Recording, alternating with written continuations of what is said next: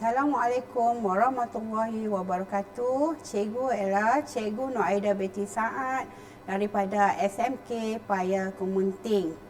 Apa khabar murid-murid semua? Cikgu harap murid-murid semua berada dalam keadaan sihat sejahtera. Okey, hari ini murid-murid akan belajar matematik tingkatan 3 bab 8 iaitu lokus dalam 2 dimensi.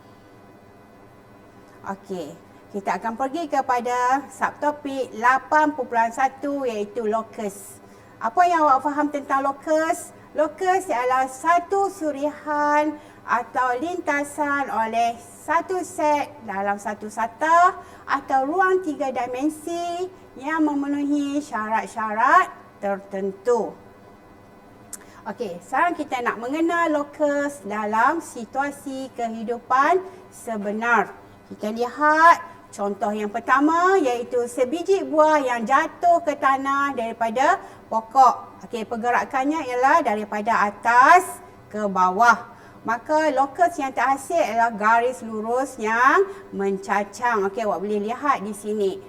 Okey, kemudian contoh yang kedua. Lokus sebagai titik B. Okey, titik B pada pusat roda sebuah motosikal yang bergerak di atas jalan raya yang lurus. Okey, maka lokus yang terhasil ialah garis lurus yang mengufuk. Okey, itu adalah dua contoh lokus dalam situasi kehidupan sebenar.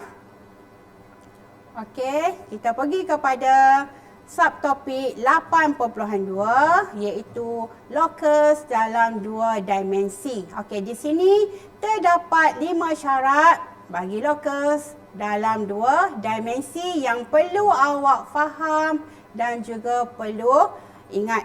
Okey, syarat yang pertama, berjarak tetap dari satu titik tetap, berjarak sama dari 2 titik tetap. Kemudian syarat yang ketiga, berjarak tetap dari satu garis lurus.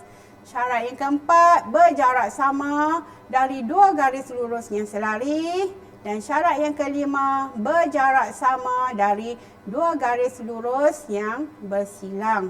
Tapi untuk hari ini, cikgu akan terus pergi kepada syarat yang ketiga, iaitu lokus bagi titik yang berjarak tetap dari satu garis lurus ialah garis lurus yang selari dengan garis lurus tersebut.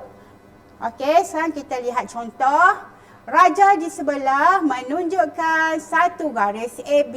Okey, garis AB dilukis pada grid segi empat sama bersisi 1 unit. Pada raja, lukiskan lokus bagi titik X yang sentiasa bergerak 3 unit dari garis AB. Okey, kita lihat penyelesaian. Lokus bagi titik X yang bergerak 3 unit dari AB ialah sepasang garis yang selari dengan AB dan berjarak 3 unit dari garis AB. Okey, awak boleh lihat penyelesaiannya pada raja yang dipaparkan di sini. Okey, bila satu garis lurus yang selari maka akan wujud 2 lokus yang selari dengan garis lurus tersebut. Okey, sekarang kita pergi kepada syarat keempat. Lokus bagi titik yang berjarak sama dari 2 garis lurus yang selari ialah satu garis lurus yang selari dan melalui titik tengah bagi pasangan garis lurus selari tersebut. Okey, contoh raja di sebelah menunjukkan segi empat tepat ABCD yang dilukis pada grid segi empat sama bersisi 1 unit. Huraikan dan lukis lokus X yang berjarak sama dari garis AB dan GC. Okey, di sini awak lihat penyelesaian. Lukis bagi titik X. Lokus bagi titik X yang berjarak sama dari garis AB dan DC ialah garis yang selari dengan AB dan DC serta berjarak 3 unit dari AB dan DC. Okey, awak boleh lihat raja di paparan ini. Okey, sekian dulu daripada cikgu. Sekian, terima kasih.